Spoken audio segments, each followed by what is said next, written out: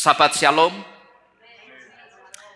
Bapak Yahweh pasti memberkati saudara-saudara sekalian. Amin. Haleluya.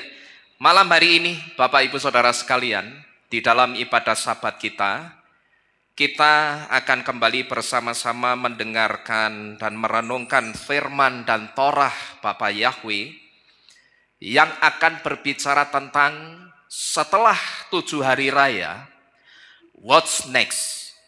Atau apa selanjutnya. Nah, saudara-saudara sekalian, seperti kita ketahui, hari Rison kemarin kita baru saja selesai merayakan Sukot yang adalah hari raya ke-7. Dan dengan selesainya kita merayakan Sukot, ini artinya selesai juga rangkaian perayaan 7 hari raya untuk tahun ini. Atau selesai sudah rangkaian perayaan 7 hari raya untuk periode tahun Ibrani 5785 sampai dengan tahun Ibrani 5786. Nah, tetapi yang menjadi pertanyaannya sekarang, saudara, setelah 7 hari raya, apalagi yang akan kita rayakan? Apakah selesai di 7 hari raya saja? Jawabannya bisa ya, bisa tidak. Kenapa saudara? Jawabannya bisa ya atau bisa tidak itu karena apa? Karena kalau kita hanya pegang apa yang letterlek tertulis di dalam Torah atau di dalam kitab suci, maka kita akan berhenti sampai di 7 hari raya saja. Tetapi kalau kita melakukan yang letterlek di dalam Torah atau di dalam kitab suci, ditambah masuk dalam nubuatan, maka sebetulnya ada 3 perayaan lagi di dalam kitab suci yang pesannya itu harus kita ketahui juga. Maka tadi saya katakan jawabannya itu bisa ya, bisa tidak. Kenapa bisa ya, bisa tidak? Karena kalau kita hanya pegang apa yang letterlek tertulis di dalam Torah, kita akan berhenti sampai di 7 hari raya. Tapi kalau kita melakukan yang letterlek tertulis di Torah, ditambah masuk dalam nubuatan, sebetulnya ada 3 perayaan lagi di dalam kitab suci, yang pesannya itu harus kita ketahui juga. Yang dimaksud ditambah masuk dalam nubuatan, itu artinya melihat perayaan-perayaan lain yang tidak diperintahkan letterlek di dalam kitab suci, tetapi dinubuatkan di dalam kitab suci. Itu yang dimaksud dengan masuk dalam nubuatan. Yang namanya nubuatan, perintahnya, itu tidak bisa kita lihat secara letterlek. Tetapi bukan berarti perayaan yang bentuknya nubuatan itu tidak penting, saudara. Perayaan yang bentuknya nubuatan itu juga penting untuk kita rayakan. Karena apa? Saya berpikirnya sederhana saja, saudara. Kenapa perayaan yang bentuknya nubuatan penting untuk kita ketahui dan kita rayakan juga itu karena apa? Karena di dalam kitab suci tidak ada yang tidak penting.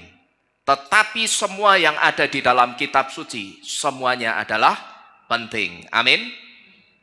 Di dalam kitab suci itu tidak ada perintah atau aturan-aturan yang hanya karena keisengannya Bapak Yahweh, itu tidak ada. Tetapi di dalam kitab suci, apapun perintahnya, apapun yang ditulis dan apapun yang tertulis di dalam kitab suci, semuanya penting. Dan inilah bukti bahwa kita tidak hanya teriak-teriak pakai akar Ibrani, tetapi kita betul-betul masuk dan kita itu betul-betul menyelami akar Ibrani itu. Jadi kita jangan seperti kelompok penyembah Yahweh yang ada di luaran sana. Yang saya perhatikan satu kelompok penyembah Yahweh ini pemimpinnya itu tidak paham dengan perayaan selain 7 hari raya. Nah, cuman yang disayangkan ketika dia tidak paham dengan perayaan selain 7 hari raya, pemimpinnya ini justru mengatakan bahwa 3 perayaan lainnya itu bukan perintah. Nah, kalau mengatakan seperti ini, saudara, sebetulnya tanpa orang itu sadari, dia itu sedang menunjukkan ketidakmampuannya memahami akar Ibrani. Nah, ini sangat disayangkan. Seharusnya kalau tidak paham, itu jangan mengatakan macam-macam. Tetapi kalau tidak paham, seharusnya diam, mencari tahu, syukur-syukur mau belajar, saudara-saudara sekalian. Nah, lalu Bapak Ibu Saudara sekalian, setelah 7 hari raya, apalagi yang dirayakan? Yang pertama, selain 7 hari raya, ada perayaan yang disebut dengan Hanukkah. Apa yang akan saya sampaikan ini, saudara? Ini sudah kita rayakan semua di tempat ini. Dan kalau sudah kita rayakan semua, itu artinya kita itu juga sudah paham. Kita sudah mengerti dan kita sudah mengenal betul tentang 3 perayaan lainnya selain 7 hari raya. Maka malam ini saya hanya akan mengambil poin-poin pentingnya supaya kita ngerti bahwa 3 perayaan lainnya ini sekalipun tidak letterlek ditulis di dalam kitab suci, tetapi 3 perayaan ini dinubuatkan di dalam kitab suci, sehingga kalau kita tahu 3 perayaan ini dinubuatkan di dalam kitab suci, kita jangan ikut-ikutan orang di luaran sana yang mengatakan bahwa perayaan ini bukan perintah, perayaan ini tidak perlu dilakukan. Karena kalau kita mengatakan seperti itu, saudara, sedangkan kita dengan bangganya mengatakan kita itu pengagung Yahweh, yang notabene seorang pengagung Yahweh itu kental dengan akar Ibrani, maka kita justru akan ditertawakan.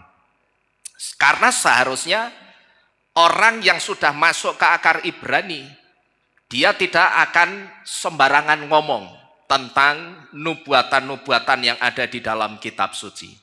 Terkecuali begini, terkecuali kalau orang yang mengatakan bukan perintah dan tidak perlu dilakukan itu tidak paham, tidak ngerti nubuatan, nah itu lain perkara. Tetapi kalau saya tidak ngerti, saya akan diam, saudara. Sekalipun saya menerima pengetahuan yang baru, dan itu bertentangan atau tidak sama seperti pengetahuan yang saya ketahui selama ini, saya biasakan mulut saya itu diam dulu. Saya diam, saya renungkan, saya coba cari tahu, barangkali ini benar, ya saya tidak kesalahan di hadapan Tuhan. Tapi kalau belum saya keluar-keluar, ini sesat, ini bukan perintah, ini tidak perlu dilakukan. Dan ternyata setelah saya selidiki, ini benar perintah dan harus dilakukan. Kira-kira saudara bisa bayangkan, saya salahnya di hadapan Tuhan itu seperti apa? Bapak Ibu Saudara paham ya?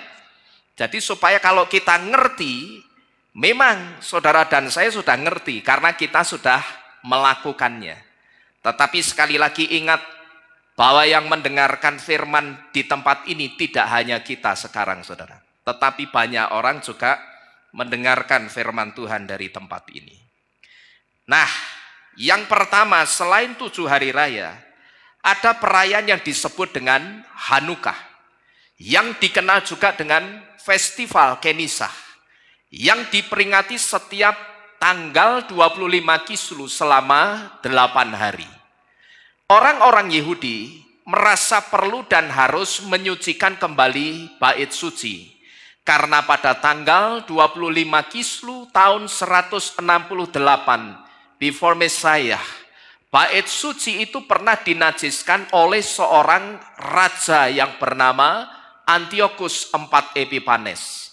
yaitu ketika Antiochus membawa patung dewa Zeus ke dalam bait suci dan membuat altar pemujaannya, lalu menyembelih dan meletakkan daging babi di meja persembahan bait suci dan menjadikan daging babi itu sebagai sesajinya. Sesaji untuk siapa ini? Untuk Zeus. Dan perayaan Hanukkah juga diiringi dengan penyalaan pelita menorah selama 8 hari yang tujuannya untuk memperingati peristiwa mujizat minyak. Jadi ini dua hal pertama yang mendasari peringatan atau perayaan Hanukkah. Yang pertama karena bait sucinya itu pernah dinajiskan. Yang kedua, Hanukkah itu juga untuk memperingati peristiwa mujizat minyak. Nah, tetapi lebih dalam lagi, saudara, inti dari kejadian bersejarah ini, intinya itu perang antara bangsa Yahudi dan bangsa Yunani. Karena siapa? Karena ulah segelintir orang-orang Yahudi yang jahat di mata Bapak Yahweh. Kenapa kok mereka disebut jahat itu? Kenapa?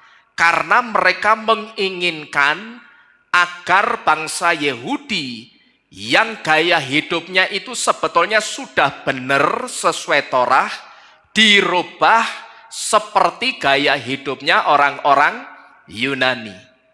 Kisah ini dicatat di dalam kitab Makabe. Bait suci yang pernah dinajiskan, saya katakan itu harus kita ketahui, saudara. Supaya apa? Sekalipun nampaknya ini sebatas pengetahuan. Oh, bait suci pernah dinajiskan. Tetapi bait suci yang pernah dinajiskan ini saya katakan perlu dan harus kita ketahui. Supaya apa? Supaya kita itu tahu, kita itu ngerti bagaimana dan dengan cara apa bait suci itu dinajiskan. Tujuannya untuk apa? Tujuannya supaya ketika kita tahu bagaimana dan dengan cara apa bait suci itu dinajiskan, maka di situ kita tidak akan ikut-ikutan menajiskan bait suci. Nah, mungkin ketika saudara mendengarkan saya mengatakan ini, mungkin ada di antara kita yang berkata begini, kita itu kan penyembah Yahweh, Pak. Mana mungkin kita itu menajiskan bait suci? Saya katakan, siapa bilang kalau sudah jadi penyembah Yahweh pasti tidak menajiskan bait suci? Saya tanya, siapa bilang? Kalau coba saudara perhatikan, inti kejadian bersejarah yang sampai melahirkan peristiwa yang disebut Hanukkah ini, coba saudara perhatikan di depan. Yang mulai menajiskan bait suci itu sebetulnya siapa? Orang-orang Yahudi atau Yunani? Orang-orang Yahudinya, saudara. Ya, coba saudara perhatikan baik-baik di depan. Yang mulai menajiskan bait suci itu sebetulnya orang-orang Yahudinya sendiri. Bukan orang Yunaninya, tetapi justru orang Yahudinya. Orang Yunani yang menajiskan bait suci itu karena dikasih jalan masuk, dikasih pintu masuk sama orang-orang Yahudi. Lewat apa? Lewat sikap mereka yang kepingin hidupnya itu bebas, tidak dikungkung lagi atau tidak diatur lagi sama Torah. Berarti yang mulai dulu siapa? Orang-orang Yahudinya, saudara. Ketika mereka welcome, ketika mereka membuka diri untuk gaya hidup di luar Torah, saat itulah orang-orang Yunani itu seperti dapat angin segar, seperti dikasih pintu masuk untuk kurang ajar dengan bait suci, lalu di situ mereka menajiskan bait suci. Nah, sekarang saudara perhatikan baik-baik. penyembah-penyembah Bapak Yahweh yang sekarang ini tidak melakukan Torah dengan dalil dan dalih apapun itu, itulah sebetulnya orang-orang Yahudi zaman dulu yang memberi jalan kepada orang-orang Yunani untuk menajiskan bait suci, saudara-saudara sekalian. Jadi penyembah-penyembah Bapak Yahweh yang sekarang ini tidak melakukan Torah dengan dalil dan dalih apapun, itu sebetulnya gambaran dari orang-orang Yahudi yang kasih pintu masuk untuk orang-orang Yunani untuk kurang ajar dengan bait suci. Maka tadi di depan saya katakan apa? Siapa bilang kalau sudah jadi penyembah Yahweh tidak menajiskan bait suci? Siapa bilang? Asal saudara tahu, orang yang sudah percaya Bapak Yahweh, yang saya sebut penyembah-penyembah Yahweh, yang tidak melakukan Torah, itu sebetulnya gambaran dari orang-orang Yahudi yang dulu kasih jalan ke orang-orang Yunani untuk menajiskan bait suci. Sekarang ini saudara, banyak penyembah-penyembah Yahweh yang cuman casingnya saja penyembah Yahweh, tapi kalau casingnya itu dikelotok, dibuka, dalamnya sebetulnya mereka bukan penyembah Yahweh sejati. Banyak di kalangan penyembah-penyembah Yahweh yang casingnya saja itu penyembah Yahweh, tapi begitu casingnya dibuka, ternyata dia bukan seorang pengagung atau penyembah Bapak Yahweh yang sejati. Yang seringkali saya gambarkan apa? Ibarat saya punya handphone. Handphone saya dari depan casingnya tulisannya misalkan Samsung. Tetapi begitu dibongkar casingnya, ternyata mesinnya Xiaomi, saudara. Nah sekarang ini banyak penyembah-penyembah Bapak Yahweh yang seperti itu. Casing depannya tok, sing penyembah Bapak Yahweh, tetapi dalamnya mereka tidak sungguh-sungguh percaya kepada Bapak Yahweh. Ada satu hal yang penyembah-penyembah Yahweh ini lupakan. Bahwa bait suci itu tidak hanya atau bukan hanya soal bangunan secara fisik. Bait suci itu tidak hanya bangunan secara fisik. Memang bait suci yang dibuat Salomo itu juga namanya bait suci. Itu bangunan yang secara fisik. Tetapi kita mesti ngerti. Dan apa yang harus kita ngerti ini? Ini yang seringkali dilupakan oleh penyembah-penyembah Bapak Yahweh yang cuman di casingnya dok. Mereka lupa bahwa bait suci itu tidak hanya berbicara soal bangunan fisik seperti ini. Ini kalau disebut bait suci bisa atau tidak? Bisa. Berarti ini apa ini? Bangunan secara fisik. Tetapi mereka lupa satu hal. Kalau bait suci itu juga tubuh saudara dan saya. Maka kitab suci katakan apa? Tubuhmu adalah baitnya ruah atau baitnya roh. Nah ini sudah jelas. Bait suci itu tidak hanya bangunan secara fisik begini ini. Tetapi bait suci itu juga tubuh saudara dan saya. Dan bait suci yang juga tubuh kita. Inilah yang penting dari perayaan Hanukkah yang harus kita ketahui sekarang ini. Ini artinya apa? Ini artinya kalau kita itu sudah menyandang label penyembah Yahweh, ya hidup kita itu harus mau diatur Bapak Yahweh. Diaturnya Bapak Yahweh pakai apa? Pakai Torah, gitu loh. Kalau kita sudah menyandang label pengagung Yahweh, penyembah Yahweh, hidup kita itu mau tidak mau harus diberikan sepenuhnya untuk diatur sama Bapak Yahweh yang akan diatur Bapak Yahweh lewat Torahnya Bapak Yahweh, begitu loh. Tidak bisa tidak. Kalau saudara tidak memberikan hidup saudara untuk diatur Bapak Yahweh sepenuhnya pakai Torah, saya jamin saudara akan bertengkar terus dengan Torah. Ya, saudara akan gontok-gontokan dengan Torah. saudara akan kucing-kucingan terus dengan Torah. Torah melarang ini, saudara akan sembunyi-sembunyi melakukan apa yang dilarang Torah. Itu yang saya sebut saudara akan bertengkar terus dengan Torah. Dan kalau sudah seperti itu, sebetulnya saudara itu tidak layak menyandang seorang penyembah Yahweh. Karena saya sudah sering memberitahu penyembah pengagung Yahweh tidak sama dengan penyembah atau pengagung nama Yahweh. Kalau penyembah pengagung Yahweh, dia punya kebutuhan untuk mencintai Torah dan melakukan Torah. Jadi sekali lagi kalau kita sudah menyandang label penyembah Yahweh, ya hidup kita harus semua diatur Bapak Yahweh lewat Torah. Nah, lebih dalam tentang Hanukkah, saudara. Hanukkah itu ada di dalam Torah atau ada di dalam kitab suci. Sekalipun perintah merayakan Hanukkah tidak ditulis perintahnya secara eksplisit. Secara eksplisit itu secara apa? Secara gamblang, secara tersurat, secara letterlek.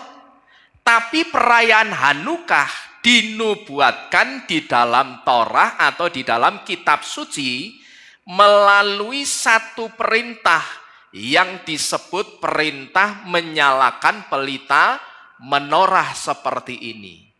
Yang bisa saudara lihat di dalam kitab Wayikra atau kitab Imamat pasal ke-24. Jadi salah saudara. Kalau orang mengatakan Hanukkah tidak ada di dalam kitab suci, itu salah. Karena sekalipun Hanukkah tidak masuk dalam daftar 7 hari raya, tapi Hanukkah itu dinubuatkan. Dan Hanukkah itu ada perintahnya untuk merayakan, yang disiratkan melalui satu perintah yang disebut menyalakan pelita menorah di kitab Imamat pasal 24. Kalau saudara melihat di dalam kitab Imamat 23, yang 23 ya, Imamat 23 ayat 1 sampai 44, di situ saudara akan menemukan perintah untuk merayakan 7 hari raya. Begitu perintah merayakan 7 hari raya selesai di pasal 23 ayat 44-nya, otomatis setelah pasal 23 kita akan masuk ke pasal berapa? Pasal 24. Nah, di pasal 24 ayat 1 sampai 4 itulah perintah untuk merayakan Hanukkah. Cuman sekali lagi perintahnya itu bentuknya apa? Nubuatan. Ya, tapi kalau orang tidak paham nubuatan, ya ndak akan ngerti yang seperti ini, saudara. Tapi coba kita baca dulu Imamat 24 ayat 1 sampai dengan yang keempat. Saya akan bacakan untuk saudara. Di situ dikatakan, dan berfirmanlah Yahweh kepada Mose dengan mengatakan, perintahkanlah Bani Israel agar mereka membawa kepadamu minyak zaitun tumbuk yang murni untuk pelita, sehingga pelita menyala terus menerus di bagian luar dari tabir kesaksian di dalam kemah pertemuan. Harun harus terus mengaturnya dari petang hingga pagi hari di hadapan Yahweh. Itulah suatu ketetapan untuk selamanya bagi generasi-generasimu. Ia harus terus mengatur pelita-pelita itu di atas kaki pelita yang terbuat dari emas murni di hadapan Yahweh. Nah, sekarang coba saudara perhatikan ayat 1, 2, dan 4. Saudara perhatikan di sini.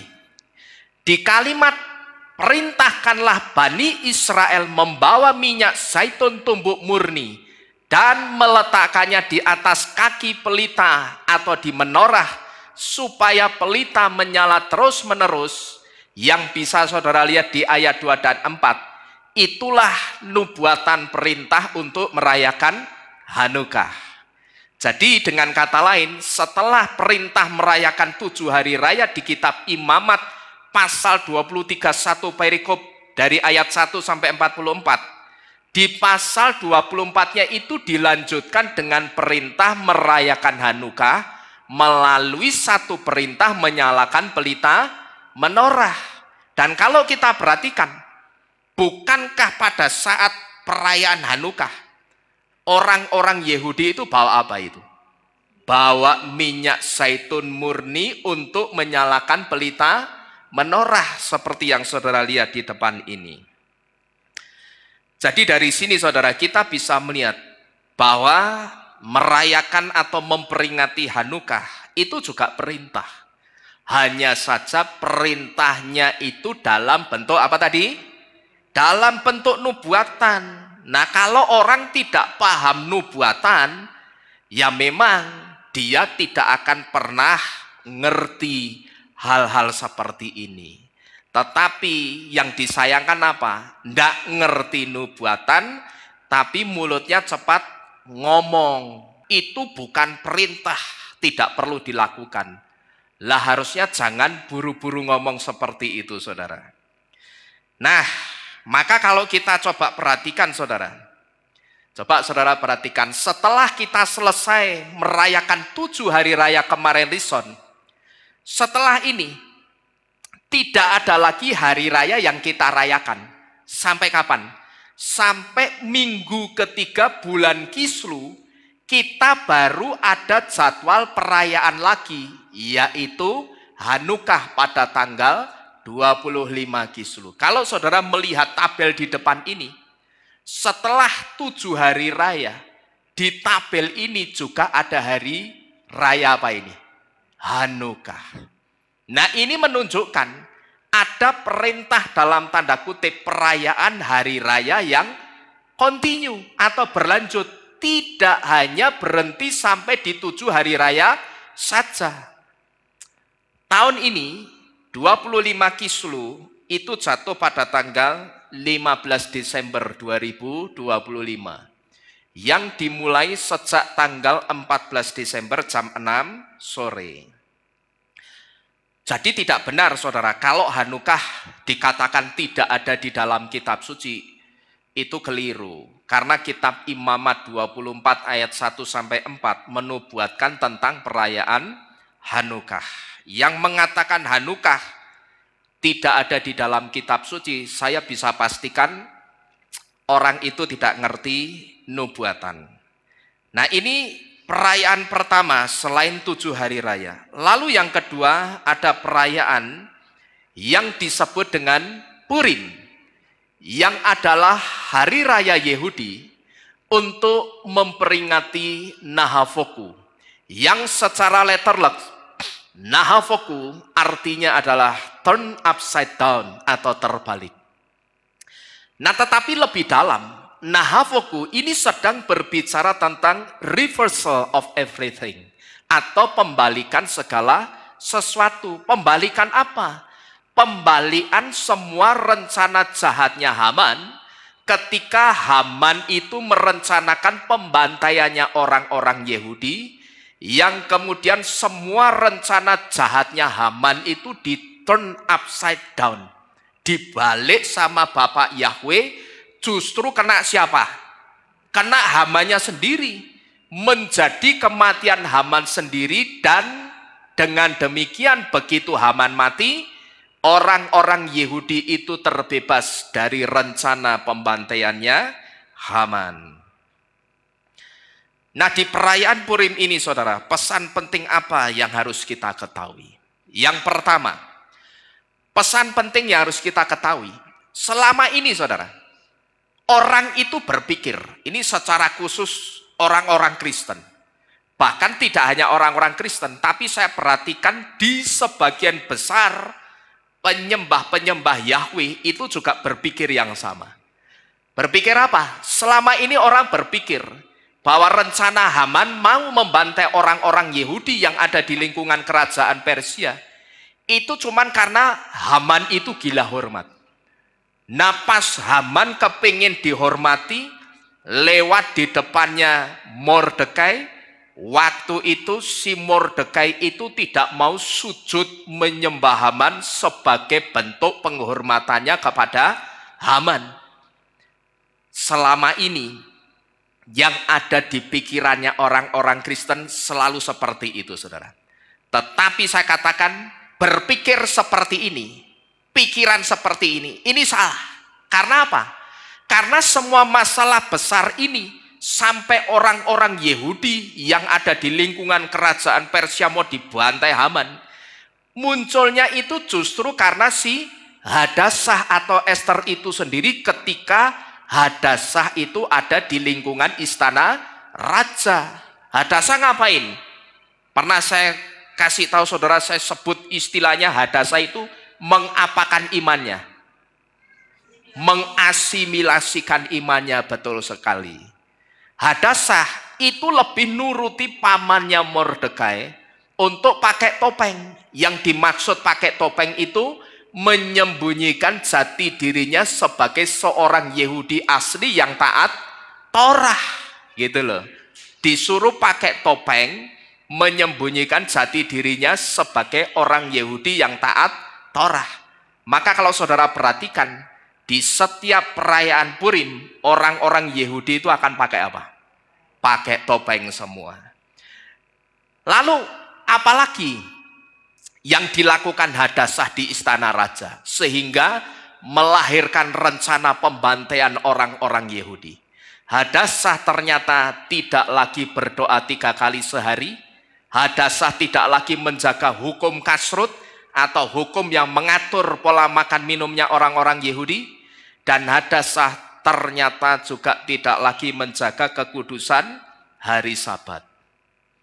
Jadi melalui perayaan Purim ini, saudara, sebetulnya kita sedang diberitahu, jangan sampai ada cult of personality, atau jangan sampai ada kultus individu yang salah. Kenapa saya katakan jangan sampai ada kultus individu yang salah? Ya itu tadi, selama ini center atau pusat perhatiannya orang Kristen, bahkan sebagian besar penyembah-penyembah Bapa Yahweh, perhatian mereka ketika masuk atau melihat perayaan Purim, yang jadi center of individunya itu siapa? Si Hadasah dan Mordekai. Nah itu keliru.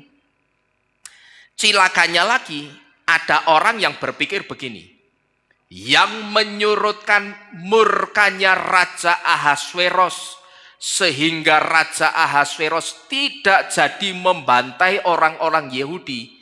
Yang menyurutkan murkanya itu karena kehebatannya Hadasah yang sangat piawai merayu Raja Ahasveros. Pahlawannya itu Hadasah sama Mordekai. Nah ini cilaka, saudara. Ini kan keliru-keliru. Dan inilah kultus individu yang salah yang bisa kita ketahui dari perayaan Purim. Tapi kalau kita tidak merayakan Purim, kita bisa ngerti yang salah ini atau tidak kira-kira? Tidak ngerti. Gitu loh. Karena kita tidak merayakan. Maka saya tidak heran orang di luaran sana yang mengatakan Purim apalagi itu bukan perintahnya Yahweh. Loh memang Purim itu bukan perintahnya Bapak Yahweh, tapi Purim itu cuman titahnya seorang Yahudi yang bernama Mordekai. Itu memang. Tetapi kalaupun kita ikut merayakan Purim, itu bukan berarti kita sedang mendukung kesalahan, itu bukan. Tetapi supaya kita ngerti pesannya itu apa. Dan pesan pertama yang bisa kita tangkap apa? Jangan sampai ada kultus individu yang salah. Nah kultus individu yang salah, yang dikatakan apa? Pahlawannya itu si Hadasah dan Mordekai. Nah itu sebetulnya sudah kultus individu dan kultus individunya tetapi salah, saudara-saudara sekalian. Kalau dikatakan Purim bukan perintahnya Bapak Yahweh, betul. Karena Purim itu sebetulnya lahir dari titahnya Mordekai. Tapi bukan berarti Purim tidak penting. Bukan berarti seperti itu.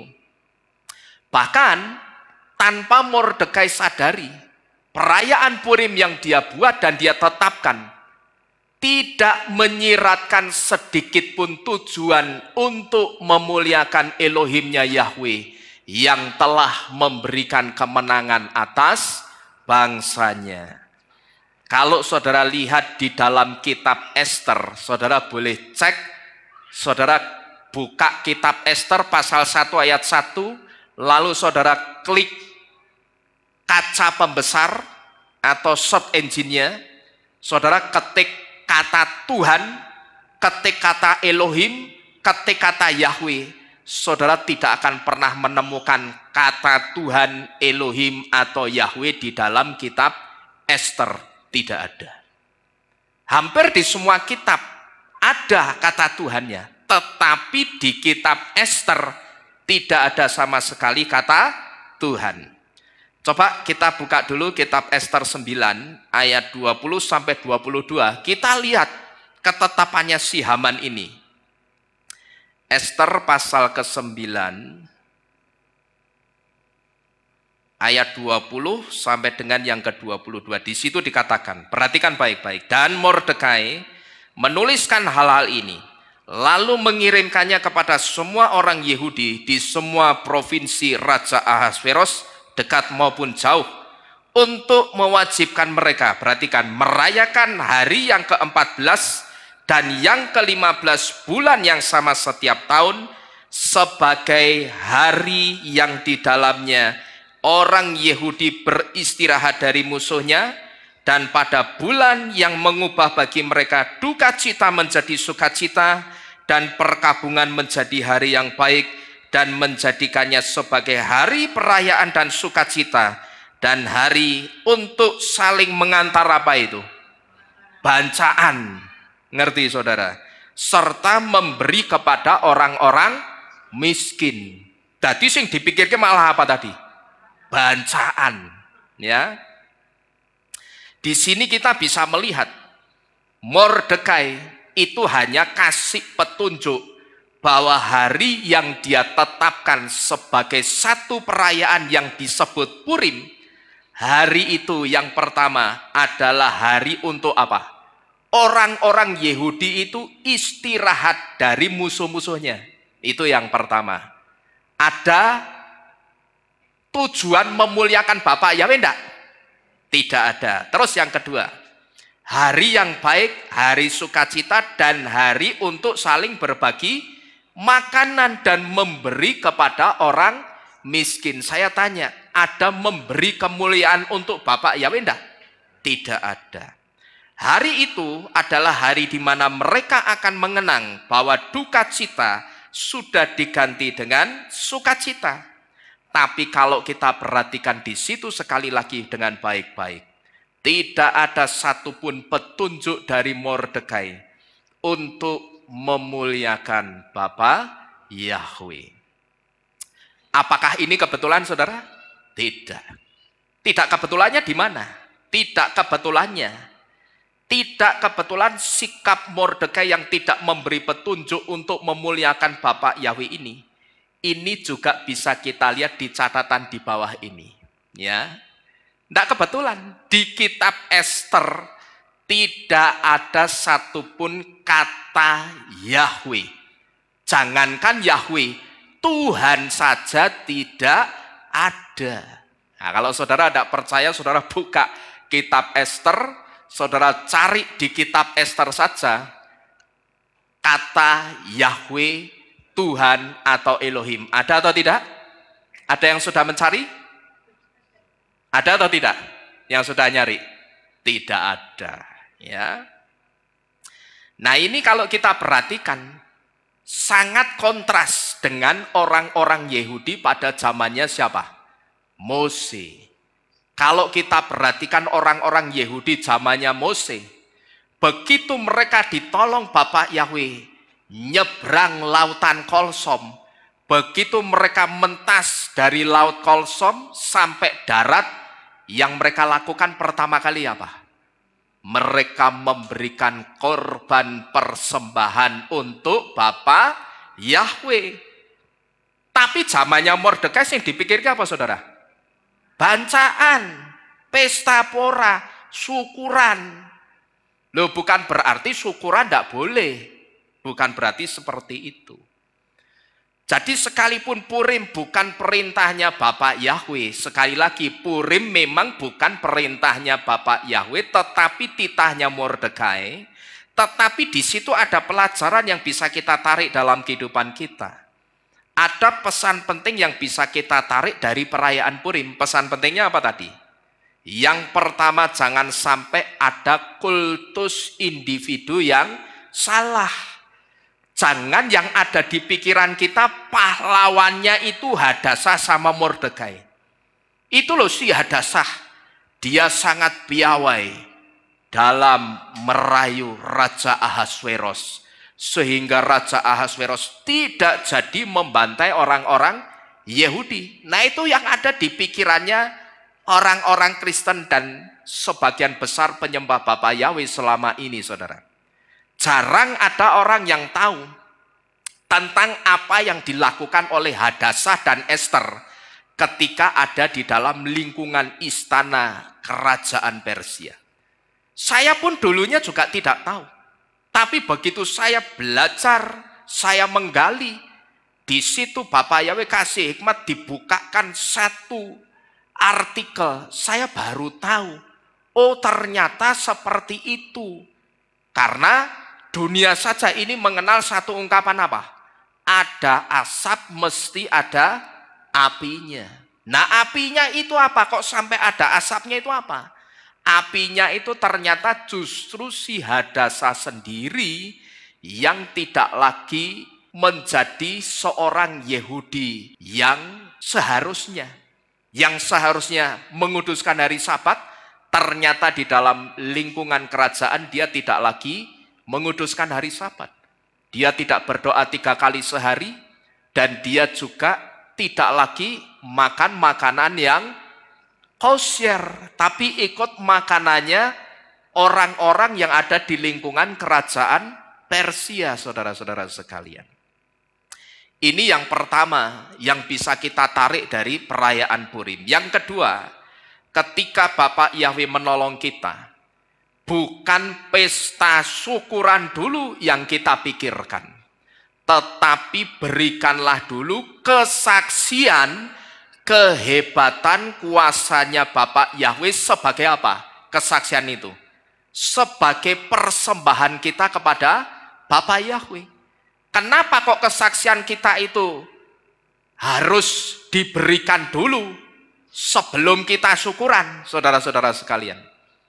Karena ketika kita saksikan tentang kehebatan kuasanya Bapak Yahweh, yang pertama di situ nama Bapak Yahweh itu akan semakin dikenal, dan otomatis nama Bapak Yahweh akan semakin dipermuliakan. Amin.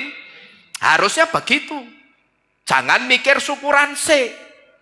Maka dulu pada waktu saya keluar dari rumah sakit, yang saya lakukan begitu saya sampai rumah, saya cuman istirahat sehari karena waktu itu saya masih sesak. Saya pakai untuk tidur seharian.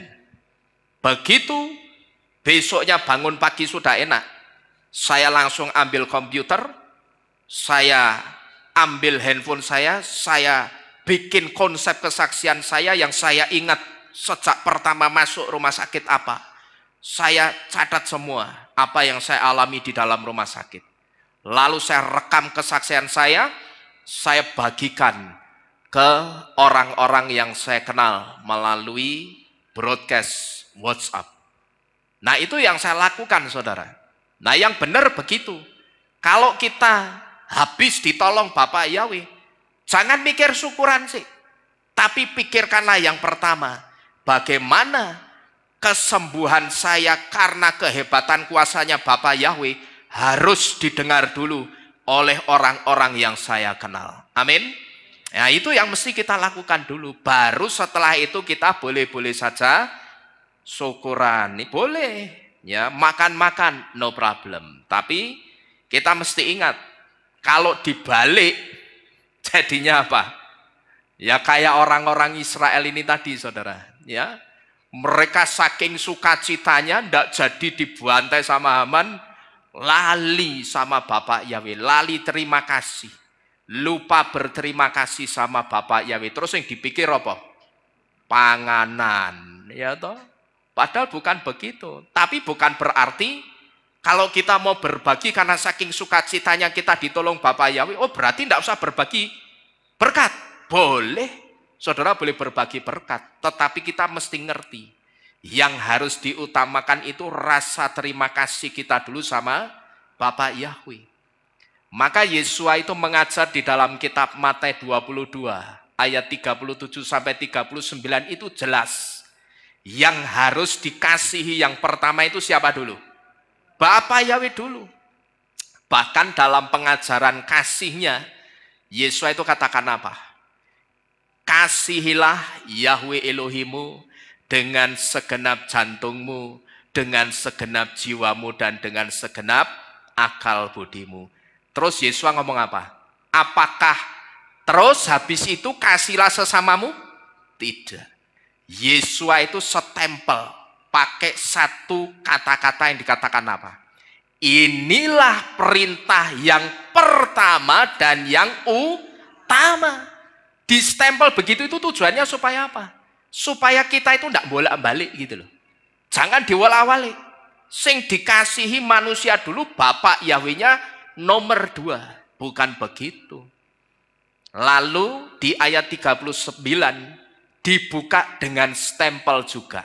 Dibuka dengan satu penegasan juga yang dikatakan apa? Dan yang kedua, kata-kata dan yang kedua, itu sebetulnya juga stempel penegasan. Yang kedua itu baru kamu kasihi sesamamu. Itu loh. Dengan kata lain Matius 22, 37, 39 itu Yesus sedang ngomong, ojo mbok wolak-walik. Ya, manusia dulu yang kita dahulukan, urusan sama Bapak Yahweh kita nomor 2 kan. Nah itu yang keliru, saudara-saudara sekalian. Jadi yang kedua ketika Bapak Yahweh menolong kita, bukan pesta dulu yang kita pikirkan. Tapi pikirkanlah satu kesaksian untuk memuliakan nama Bapa Yahweh. Amin. Ini yang kedua dari perayaan selain 7 hari raya. Kemudian yang ketiga, ada perayaan yang disebut dengan Tisha B'Av. Tisha B'Av artinya tanggal 9 bulan Av. Tisha itu 9, B'Av artinya bulan Av. Av itu bulan kelima dalam penanggalan Ibrani. Tisha B'Av dikenal juga dengan hari duka atau hari perkabungan nasional Yahudi.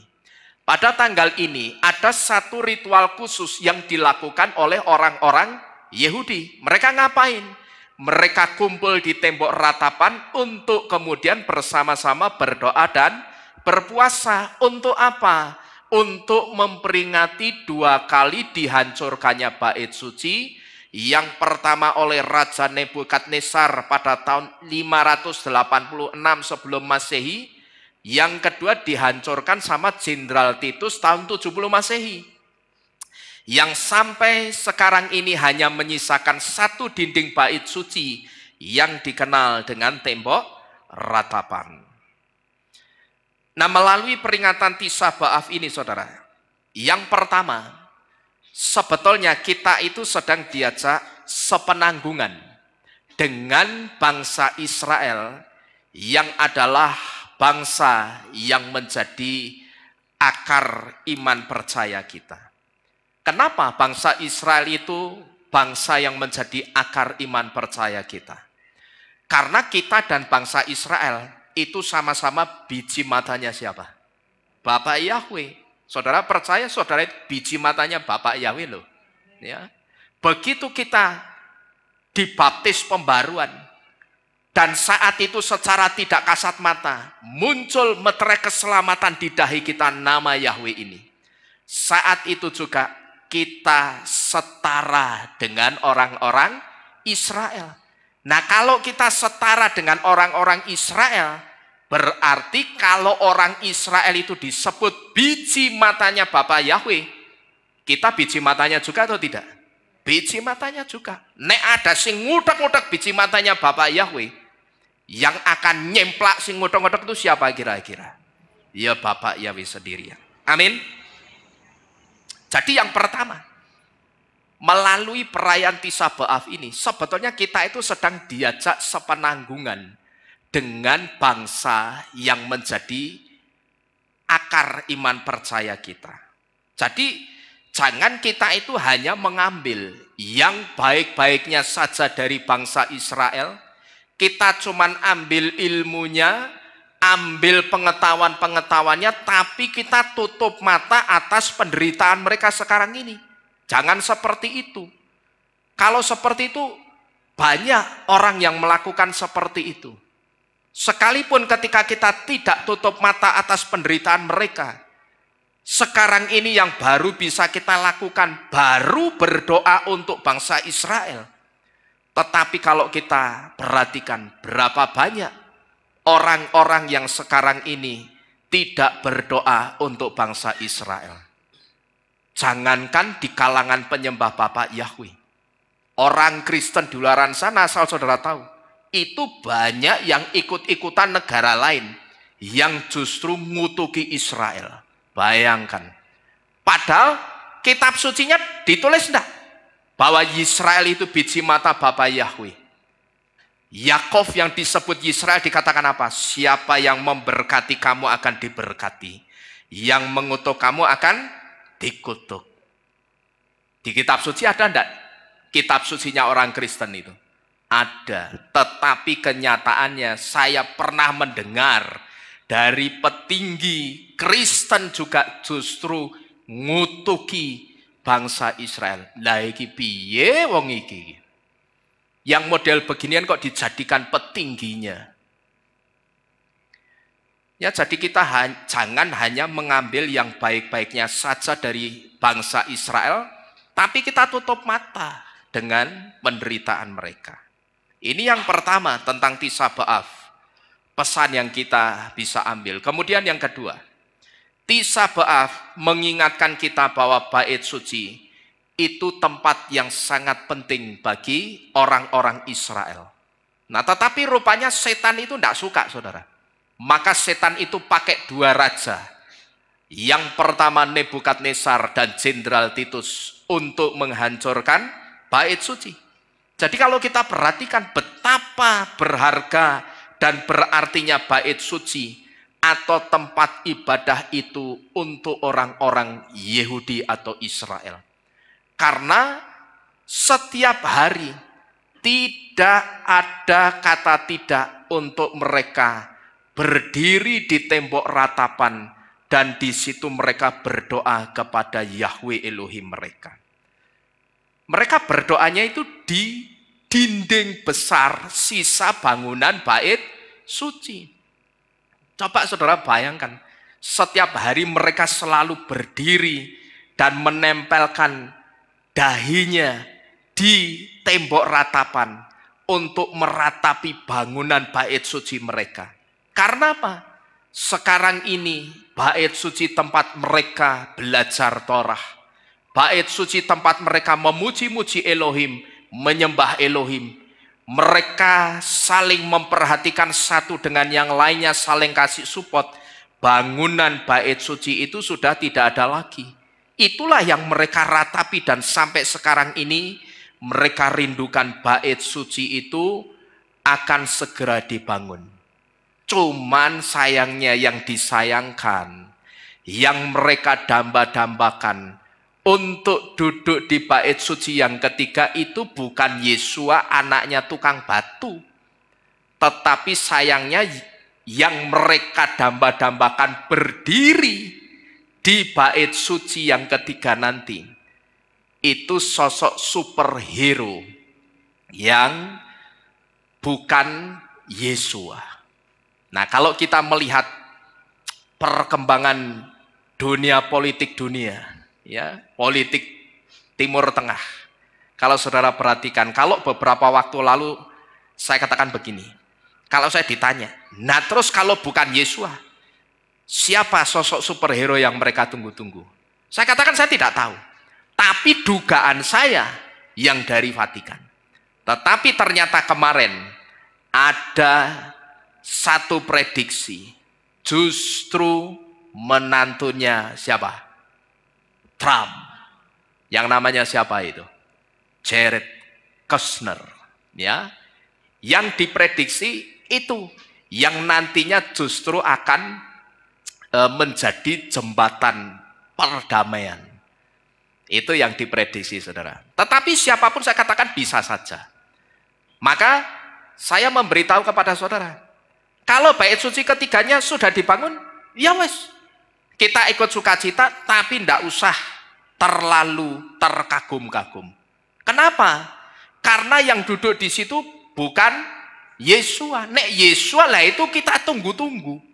Ya toh?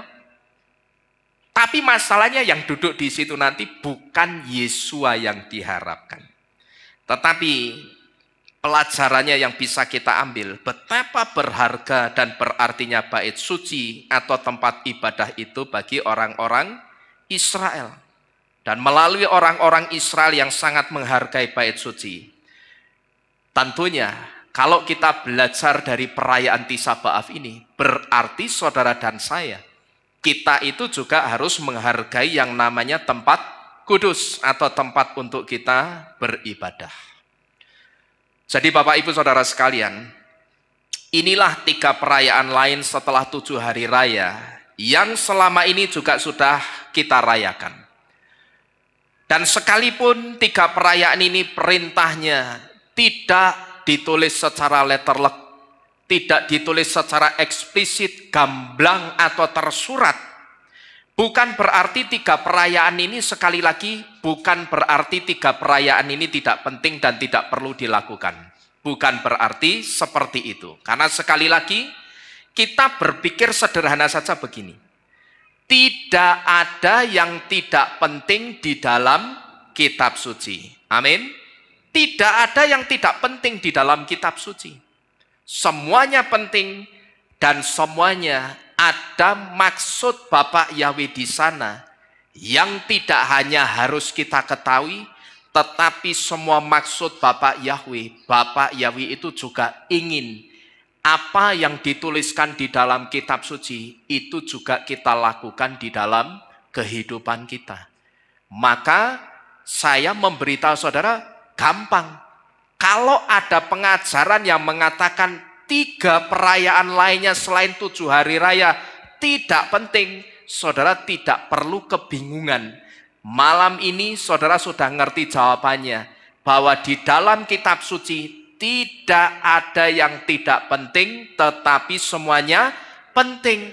Karena semua itu Bapak Yahweh pengen kita tahu dan juga Bapak Yahweh pengen kita melakukannya di dalam kehidupan kita. Amin. Bapak Yahweh memberkati saudara-saudara sekalian. Kita tunduk di dalam doa. Kita akan minta kepada Bapak Yahweh supaya memeteraikan pengetahuan yang sudah kita dengar pada malam hari ini, supaya apa yang kita dengar malam hari ini tidak akan keluar dari kehidupan kita. Kita dengan sungguh-sungguh menengadahkan tangan kita,